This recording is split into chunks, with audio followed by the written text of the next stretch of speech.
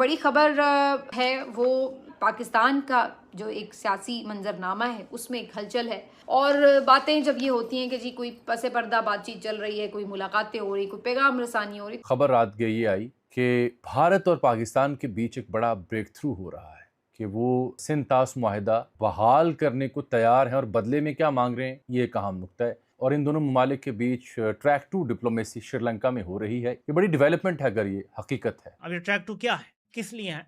क्या कश्मीर के लिए? नहीं, इंडिया ने पाकिस्तान का पानी बंद किया हुआ है और जो कहते थे कि तुम हमारा पानी बंद करोगे तो हम तुम्हारा सांस बंद कर देंगे, वो ट्रैक टू डिप्लोमेसी कर रहे हैं कि किसी को पता भी ना चले और हम बंद कमरों में इंडिया के पैर शैर पकड़ लें, पहुंचाओ दबा दें, जरा मालिश शालिश कर दें, मसाज शाज कर दें। ये कर रहे हैं, इनका सारा गुस्सा पाकिस्तानियों पे निकलता है। हमारे एक साहब ने जो असली तर्जमान है उन्होंने खड़े होकर एक प्रेस कॉन्फ्रेंस की थी कि जनाब अगर हमारा पानी बंद कर देंगे तो हम उनका सांस बंद कर देंगे। पानी तो हमारा बंद कर रहे हैं, 5 मंसूबे उन्होंने बना लिए हैं, उनके ऊपर काम भी शुरू कर दिया है। अब पता नहीं हम उनका सांस बंद कर सकेंगे या नहीं कर सकेंगे, लेकिन हमें पाकिस्तान के अंदर लोगों का दम घुटता हुआ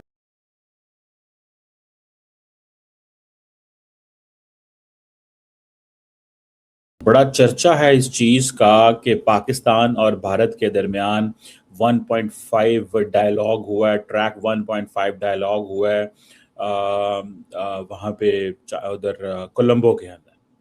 दैट्स अ बिग डेवलपमेंट। अच्छा, इसमें इम्पॉर्टेंट चीज़ ये है कि इसको इस लेंस से देखा जाना चाहिए कि क्या भारत और पाकिस्तान के दरमियान कोई रीसेट होने जा रहा है? नहीं। इंडिया कहता है जी हम थर्ड पार्टी इन्वॉल्वमेंट को रिजेक्ट करते हैं। ठीक है जनाब, थर्ड पार्टी इन्वॉल्वमेंट को रिजेक्ट करते हैं, लेकिन जब भारत और पाकिस्तान की जंग हुई थी तो उस वक्त थर्ड पार्टी थी और उस वक्त ये बात हुई थी कि जनाब ये सारे के सारे जो कुछ भी है इसमें थर्ड पार्टी वहाँ पे मौजूद है। एक बात। दूसरी इसमें ये भी इम्पॉर्टेंट चीज़ है जो समझने वाली है, वो ये है कि इंडिया की तरफ से सुनने में आया है कि जनरल नरवाने थे, पाकिस्तान की तरफ से भी एक 2 स्टार जनरल थे। एक पर्सनैलिटी को तो मैं खुद जानता हूँ, उन्होंने मुझे बताया कि वो वहाँ पे थे, लेकिन obviously we can not take names. और दूसरी बात ये भी है इन टर्म्स ऑफ इस आइडिया को याद समझा जा रहा है कि क्या जो है वो हो सकता है या क्या होने वाला है, क्योंकि रिसेंटली जब इंडिया के आरएसएस के जनरल सेक्रेटरी ने एक बात की कि डायलॉग होने चाहिए, इस तरह की चीज़ों पे बात की, तो वो एक डिफरेंट सिनेरियो बना था कि जी शायद कोई ऐसी चीज़ है, मुझे नहीं लगता। ठीक है जी। जैसे वो कहते हैं ना, इंडियंस का मौक़िफ़ ये है कि जी हम अभी ओपन अप नहीं करना चाहते। उसकी वजह ये है मेरी ज़ाती राय में कि इंडिया ने इतनी ज़्यादा इन्वेस्टमेंट कर दी है इस ऑप्शन के ऊपर कि पाकिस्तान से हम बात ही नहीं करना चाहते। पाकिस्तान टेरर कंट्री है, पाकिस्तान ये है, इतनी ज़्यादा इन्वेस्टमेंट कर दी है कि अभी नरेंद्र मोदी का पॉलिटिकल कैपिटल उस तरफ चल चुका हुआ और वो नहीं समझते कि हमें कुछ इस तरह का करना चाहिए। They don't believe in this. उनका ये बिलीव ही नहीं है, समझ रहे हैं? वो तो मुझे बस ठीक है, जो होना था हुआ, जैसे भी हुआ, छोड़ें इसको। मुझे ये लगता है कि कहीं ना कहीं पे जो लीडरशिप है इंडिया की, वो ये भी एहसास करती है कि अगर ये हमने 13 साल के बाद अभी इंडिया पाकिस्तान से डायलॉग किया, 13 साल के बाद पाकिस्तान से डायलॉग किया, तो वो कहेंगे शायद ये मेरी गलती थी जो मैंने पाकिस्तान को 10 साल वो किया। So they want to keep their own legacy. वो अपनी लेगेसी भी रखना चाहते हैं, समझ रहे हैं? वो ये लेगेसी भी रखना चाहते हैं। ठीक है, इस चीज़ को भी देखने की ज़रूरत है। ठीक है, मुझे ज़ाती तौर पे ये लगता है, व्हाट आई हैव अंडरस्टैंड,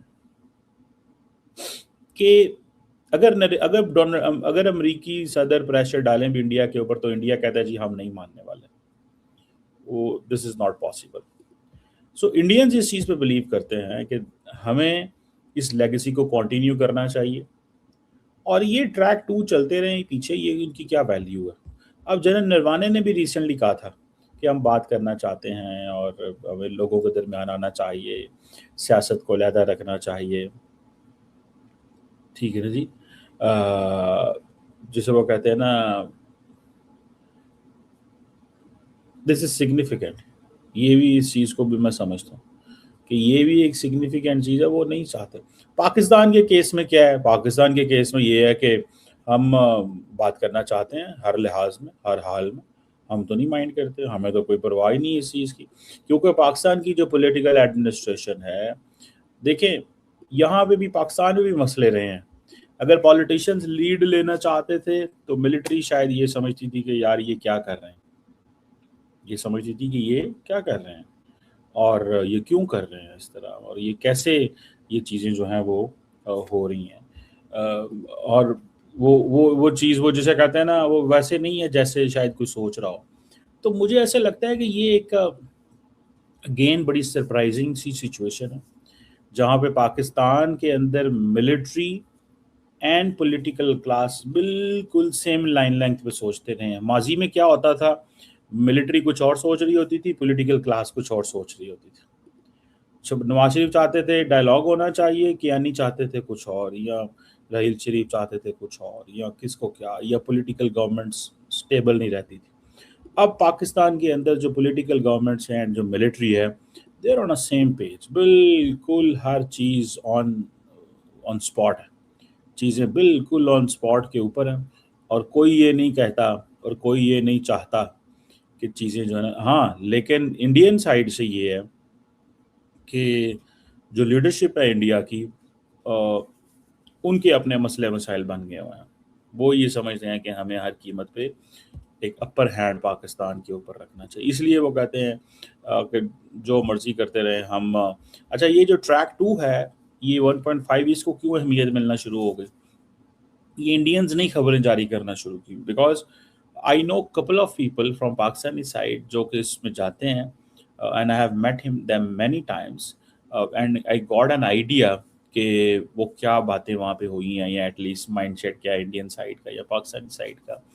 लेकिन मैंने तो कभी यहाँ पे शेयर नहीं किया। उसकी वजह ये है कि there is no point sharing in that information. लेकिन मुझे इस चीज़ का तो पता था कि भारत और पाकिस्तान की बात होती है, और मैं इंडियन साइड से भी कुछ 1-2 दोस्तों को जानता हूँ जो वहाँ पे आते हैं, जिन के साथ मेरी पर्सनल कोई दोस्तियाँ तो नहीं हैं, लेकिन at least they send me messages through my friends जो वहाँ पे गए हुए थे।